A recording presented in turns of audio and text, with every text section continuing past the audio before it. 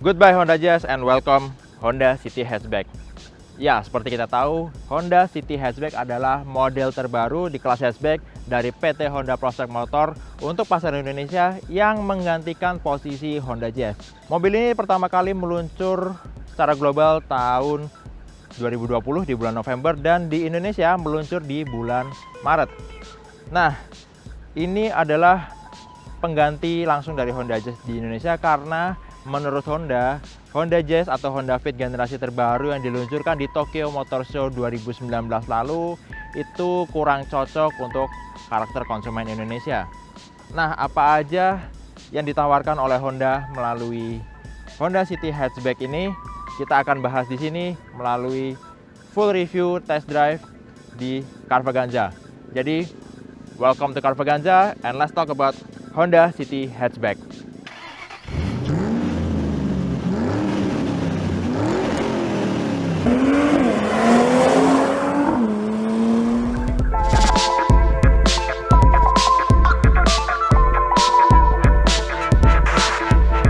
Honda City Hatchback ini adalah versi hatchback dari Honda City generasi terbaru yang kebetulan untuk Indonesia versi sedannya belum diluncurkan atau belum dipasarkan karena Honda lebih mengincar untuk meneruskan kiprah dari Honda Jazz yang sudah kurang lebih 16 tahun beredar di Indonesia dan laris manis dan menjadi penguasa di segmen hatchback. Kalau kita lihat secara desain, mobil ini jauh berbeda dibandingkan Honda Jazz generasi terakhir yang beredar di Indonesia. Mobil ini punya proporsi desain yang nggak lagi bulat atau gemuk dan kini bentuknya lebih atletis untuk sebuah hatchback. Kalau kita bandingkan mobil ini mungkin desain eksteriornya atau proporsi desainnya cenderung mengikuti apa yang dilakukan oleh Toyota terhadap Yaris generasi terbaru yang dipasarkan di Indonesia. Jadi bonetnya sekarang lebih panjang, lebih pipih, sementara porsi belakangnya juga sedikit memanjang karena ada perubahan dimensi dari mobil ini kalau dibandingkan dengan Honda Jazz. Kalau kita lihat fascia depannya, ini adalah gaya sporty yang Honda terapkan sesuai atau mengikuti kakaknya dari Honda City, yaitu Honda Civic. Kita bisa lihat identiknya dari bentuk desain lampu depannya atau lampu utamanya yang sekarang memanjang dan tajam ke arah samping. Dan di sini terdiri dari LED DRL, LED headlight, dan LED lampu sen.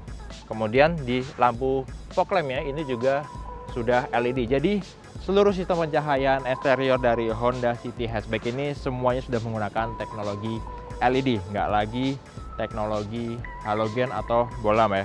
Terus kalau kita lihat grillnya juga ini ada frame yang tebal yang menjadi khas Honda selama ini yang dibikin warna hitam sepenuhnya, dan sini ada badge RS yang menandakan ini adalah varian sporty dari Honda City Hatchback. Karena sebenarnya untuk di Indonesia sekarang ini Honda City Hatchback hanya tersedia dalam varian RS yang punya karakter sporty, tampilannya agresif dibandingkan varian-varian standar atau varian E mungkin kalau di model-model lain. Terus di sini bagian depan ada body kit yang bentuknya juga sporty. Kalau kita lihat di bagian tengah ini di bawah air dam ini ada aksen seperti carbon fiber untuk splitter depannya, dan kalau kita lihat di bezel fog lampnya ini ada aksen desain garis-garis yang menciptakan seolah-olah kesan mobil ini agresif atau sporty. Di balik bonnet ini ada mesin 4 silinder 1500 cc, masih sama seperti Honda Jazz, tapi ini mesin generasi baru dengan kode L15ZF dengan teknologi iVTEC dan DOHC. Kalau kita ingat di Honda Jazz terakhir itu masih menggunakan sistem SOHC.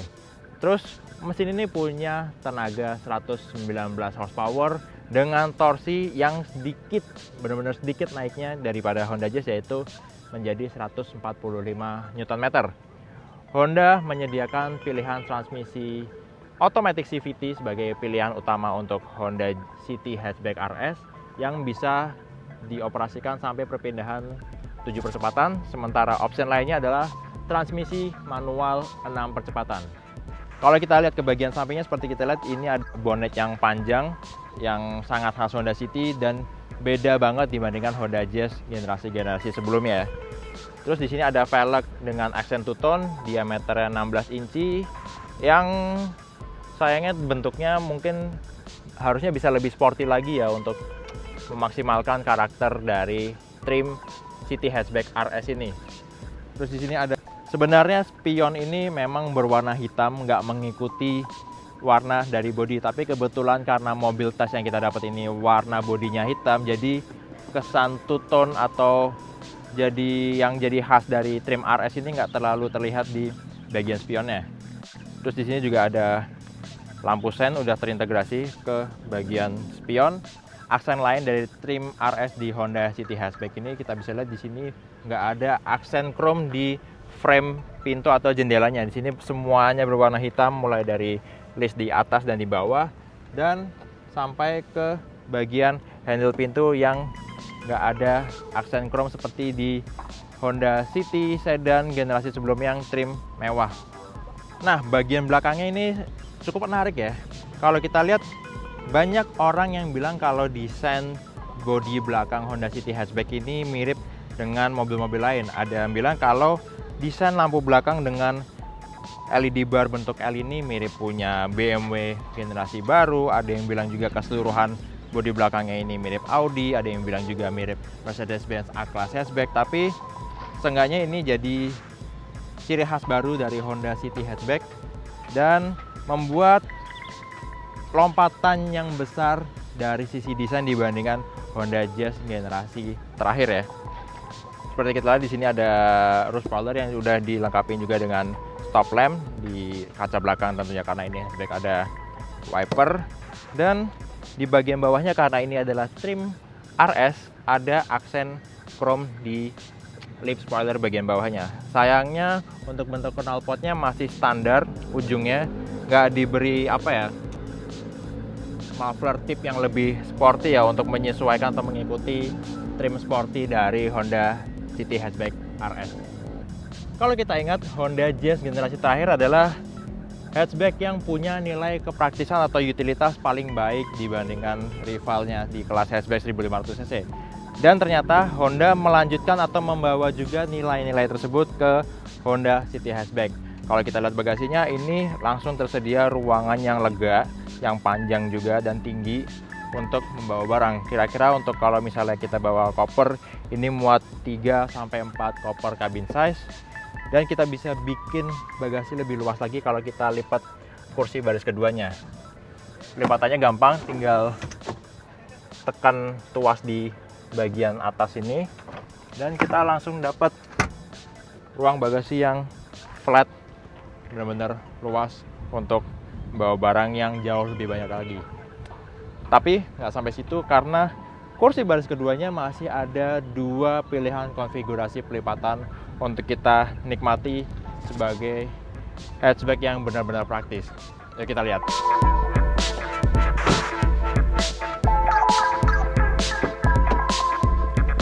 Nah, jadi begini kondisi kursi baris kedua Honda City Hatchback kalau dilipat ke depan untuk kasih ruang bagasi yang lebih luas lagi dan flat.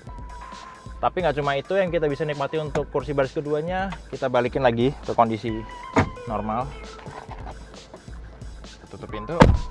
Dan kalau kita untuk kondisi posisi duduk, kita bisa lihat kita dapat ruangan yang benar-benar lega.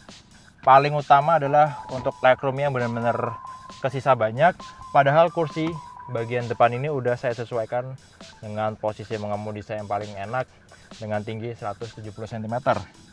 Jadi untuk small hatchback ini Honda City Hatchback benar-benar lega dan cocok untuk dipakai ngajak keluarga mungkin berlima, dan penumpang dewasa mungkin akan betah atau nyaman juga untuk duduk di kursi baris kedua ini.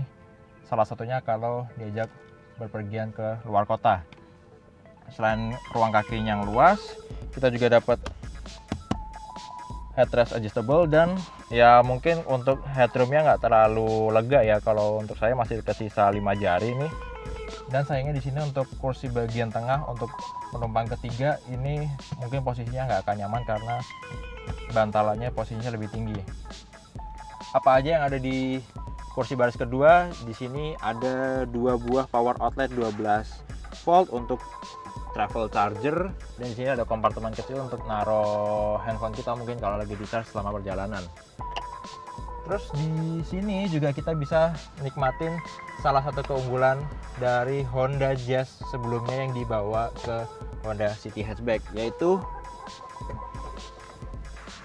tall mode atau mode kompartemen untuk membawa barang yang dimensinya tinggi di sini kalau misalnya nggak cukup untuk kita taruh di bagasi. Jadi mobil ini walaupun sebuah hatchback yang compact juga punya nilai utilitas yang tinggi.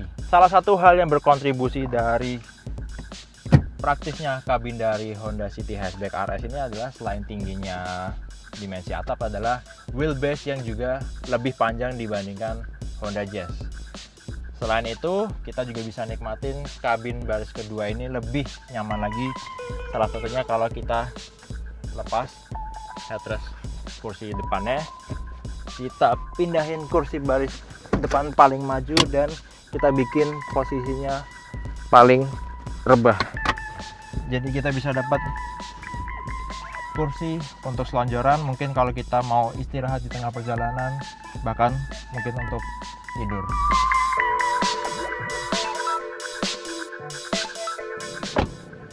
Tapi sebelum kita masuk ke kabin baris pertama atau depannya, kita coba dulu fitur baru dari Honda City Hatchback, yaitu remote engine start. Jadi kita bisa nyalain mesin dari remote tanpa harus buka pintu sama sekali atau masuk ke dalam kabinnya. Jadi selain untuk mungkin manasin mesin, kita bisa dinginin juga kabinnya sebelum mulai perjalanan, apalagi kalau seperti cuaca sekarang yang benar-benar terik di Jakarta. Caranya kita pastiin dulu mobil dalam kondisi pintunya terkunci, kita kunci, mungkin bisa kita kunci lagi dari remote, dan kita tekan tahan tombol hold di bawahnya selama beberapa detik, dan mobil akan nyala mesinnya secara otomatis, dan mesin juga akan kemudian menyalakan AC untuk memastikan sebelum kita memulai perjalanan kabin sudah sejuk paling nggak ya, kalau nggak dingin.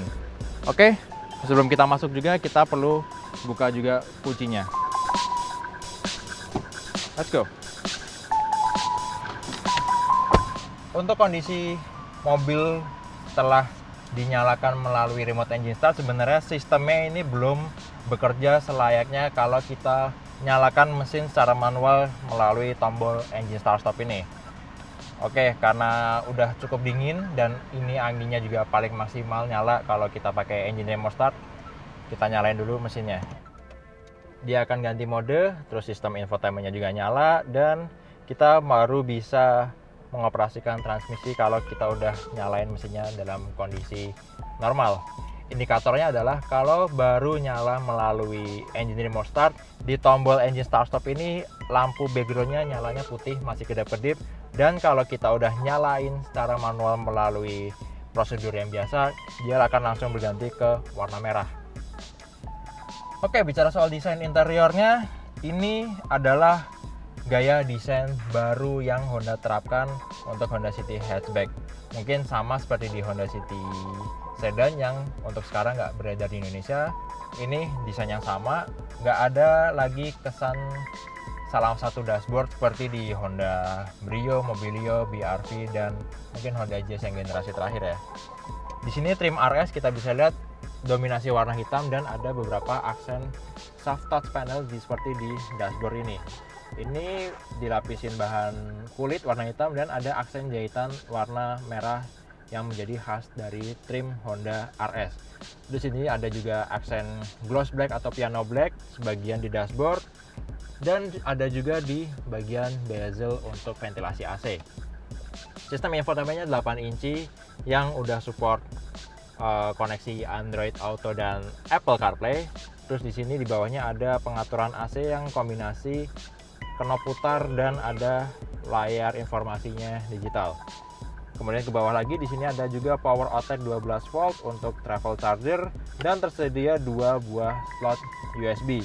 Yang atas itu hanya untuk charging smartphone, dan yang di bawah selain untuk charging juga untuk koneksi Apple CarPlay dan Android Auto kalau smartphone kita support ya. Terus di sini ada juga kompartemen yang lumayan lega untuk naruh smartphone.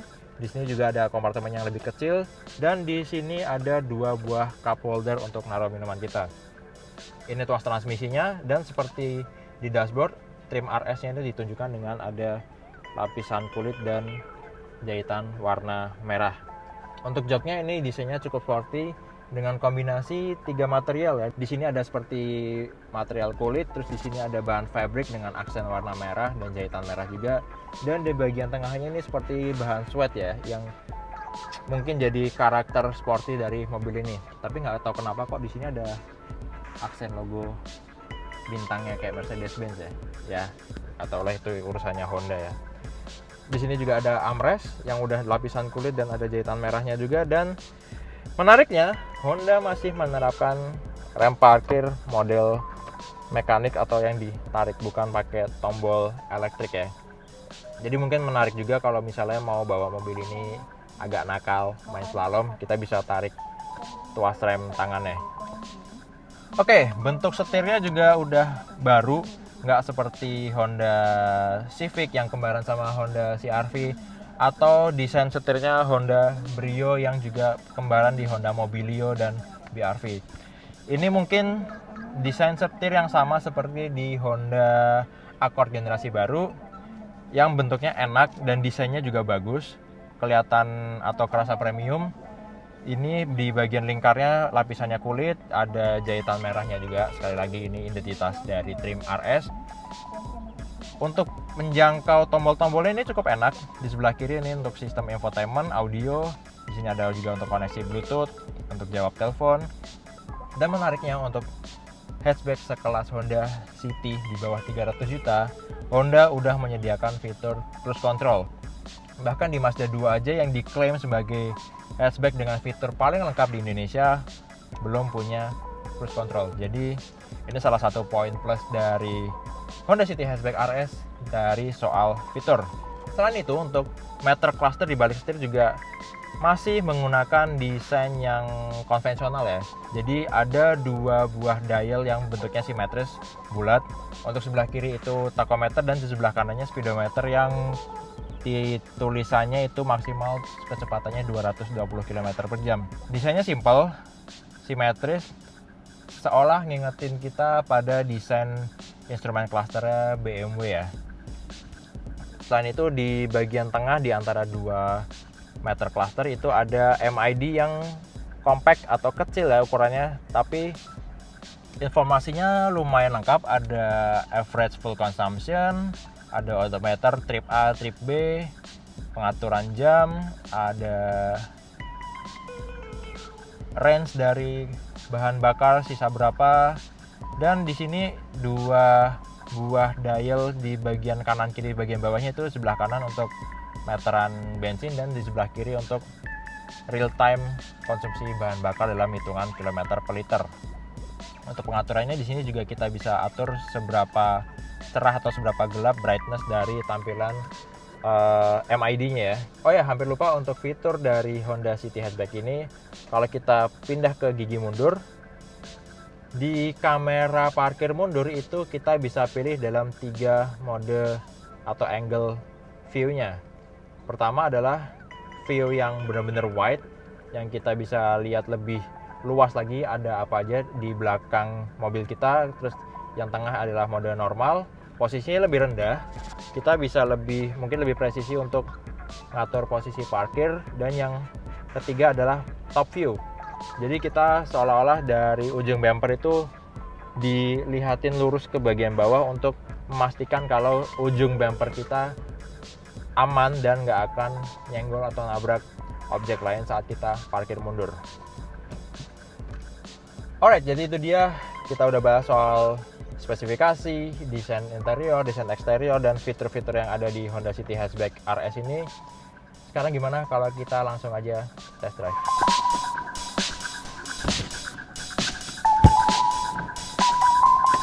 Let's go.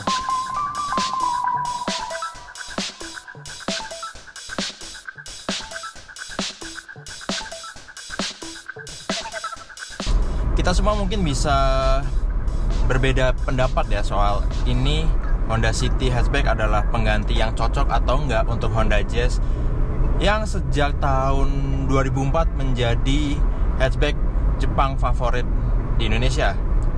Tapi kalau lihat pertimbangan dari Honda untuk memposisikan mobil ini yang untuk memberikan karakter sporty dan juga fungsi atau utilitasnya bisa dimengerti, dan menurut saya sih nggak ada salahnya kalau Honda akhirnya memilih versi hatchback dari Honda City ini untuk menjadi pengganti Honda Jazz.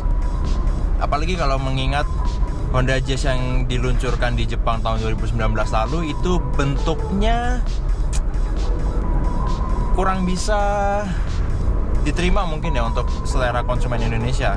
Apalagi kalau melihat bentuk atau desain dari rival utama dari Honda City hatchback atau Honda Jazz, yaitu Toyota Yaris. Soal rasa berkendaranya, Honda sepertinya masih bermain aman ya untuk Honda City hatchback RS ini.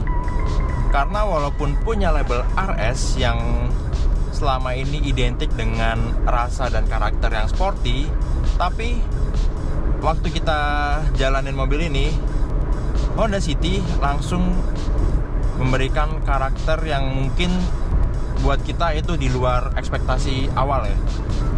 Jadi mesin dan transmisinya itu benar-benar lembut, benar-benar halus, ngasih delivery atau responsnya. Karena ya transmisi otomatis ini CVT yang memang udah lama dikenal punya karakter yang soft, yang lembut, karena salah satu keunggulan dari CVT adalah untuk menghemat konsumsi bahan bakar. Jadi kalau misalnya kita mau geber mobil ini masih dalam kondisi driving normal atau mode normal, belum dipindah ke posisi S atau Eco. Kalau kita gaspol,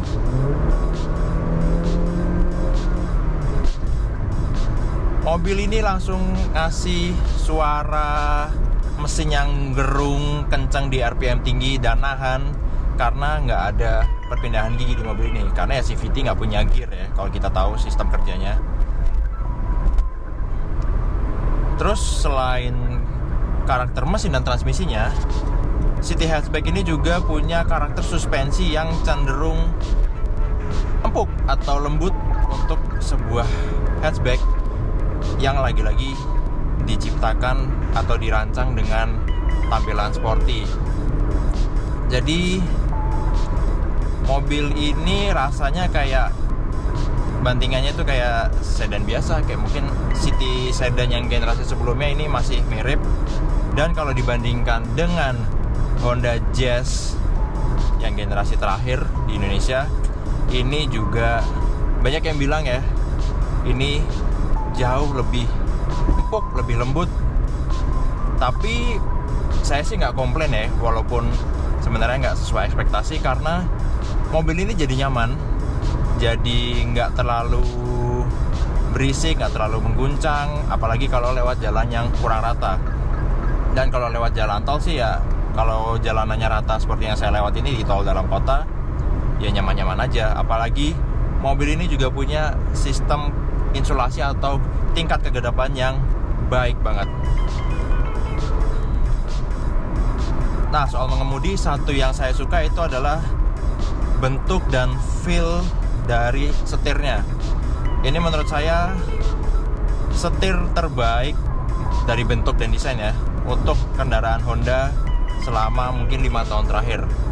Jujur saya kurang suka bentuk setir yang dipakai di Honda Civic, Honda CR-V, apalagi di Honda Brio atau Mobilio. Itu menurut saya desainnya kurang enak dilihat, terus fungsional dan peletakan tombolnya juga kurang nyaman, apalagi feel dari material buatannya itu juga rasa kurang berkelas. Kemudian kalau kita bicara soal setir juga, handlingnya ini walaupun suspensinya empuk, tapi untuk diajak belok di kecepatan medium tinggi itu masih kerasa stabil. Jadi pengendaliannya kerasa bandingan suspensinya firm, bukan yang keras khas mobil sport. Mungkin bisa disamain dengan empuknya Honda Civic ya. Kalau Anda tahu Honda Civic, menurut saya Honda Civic adalah sekarang salah satu sedan Jepang yang punya kualitas kenyamanan dan handling yang paling baik di kelasnya. Tapi tidak bisa dibandingkan dengan misalnya Toyota Camry atau Honda Accord. Nah, di Honda City Hatchback RS ini tersedia seenggaknya ada 3 pilihan driving mode. Pertama, ada normal yang kita tinggal masukin aja ke posisi transmisi di D atau drive. Kemudian ada Icon yang menjadi khas Honda yang ada tombolnya di dekat tuas transmisi. Ini akan membuat kerja mesin jauh lebih halus lagi, jadi ditahan di RPM yang lebih rendah untuk segala pengoperasiannya saat kita jalan, untuk menekan konsumsi bahan bakar tentunya. Jadi kalau kita punya karakter mengemudi yang menurut sistem mesin ini ekonomis, selain kita udah aktifkan mode Icon akan muncul indikatornya di panel instrumen, dia juga akan ada eco indikator di bagian kiri di atas tachometer. Jadi secara nggak langsung, kalau kita punya kaki yang terlatih untuk nyetir irit, kita juga secara nggak langsung udah mengaktifkan eco mode dari Honda City Hatchback RS. Selain itu, kalau kita mau rasain performa dalam kondisi normal, kita bisa pakai paddle shift untuk mengganti rasio transmisinya. Dia akan merekayasa transmisi atau beltnya itu komposisinya untuk punya atau ngasih power dan torsi yang lebih terasa, yang lebih berfungsi kalau kita mau nyalip kendaraan lain di jalan tol ya. Dan mode berkendara ketiga adalah mode sport yang bisa kita aktifkan dengan mengubah posisi transmisi ke paling bawah, yaitu posisi S.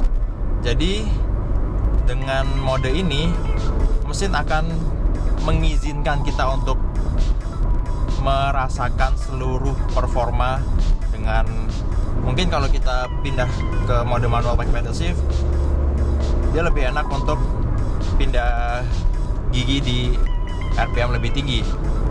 Karena dibandingkan Honda Jazz, mobil ini sebenarnya untuk outputnya nggak berubah banyak, tapi rentang maksimal dari output mesin ini bisa dirasakan di RPM lebih awal. Untuk Honda City Hatchback ini udah bisa dirasakan maksimal di 3.500 RPM, sementara klaimnya kalau Honda Jazz itu sebelumnya baru di 4.000 RPM ke atas bisa kita rasakan power dan torsi maksimalnya. Apalagi torsi yang menjadi prioritas untuk city car seperti ini.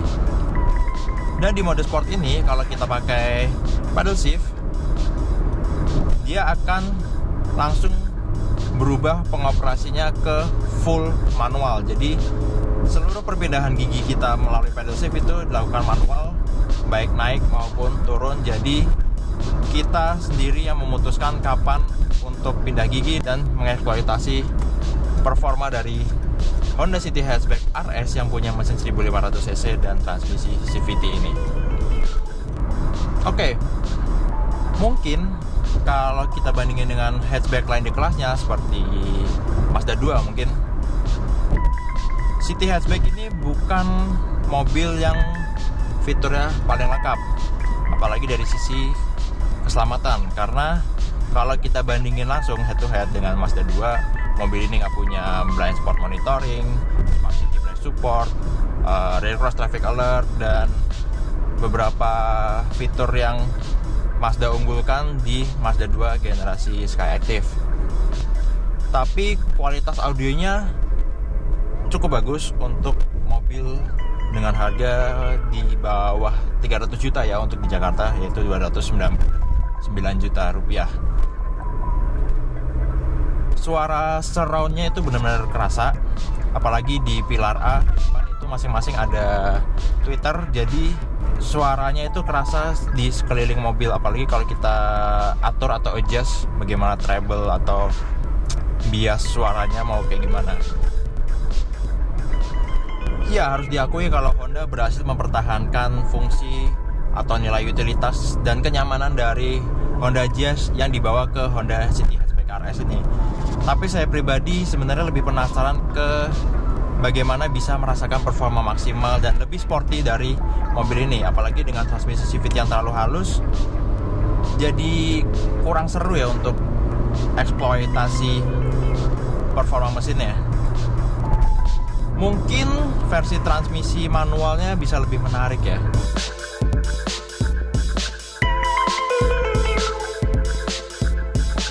Alright, jadi itu dia review test drive untuk Honda City Hatchback RS, model pengganti Honda Jazz untuk pasar Indonesia yang punya tampilan lebih sporty dari eksteriornya, tapi di sisi lain mobil ini punya pengendalian yang nyaman.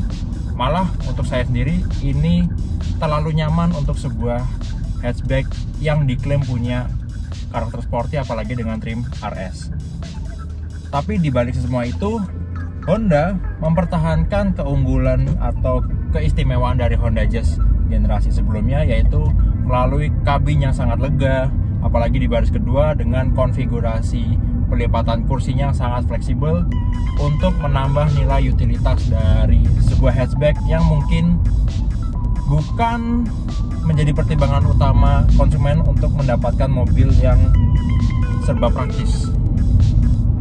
Harganya sendiri untuk versi transmisi CVT itu Rp299 juta on the road untuk wilayah Jakarta. Oke, terima kasih sudah nonton video ini. Kalau Anda suka video ini silahkan klik tombol like. Kalau ada yang ingin disampaikan silahkan langsung tulis di kolom komen. Dan yang terpenting jangan lupa untuk subscribe ke channel Carvaganza. Tunggu video-video kami selanjutnya, and let's talk about cars.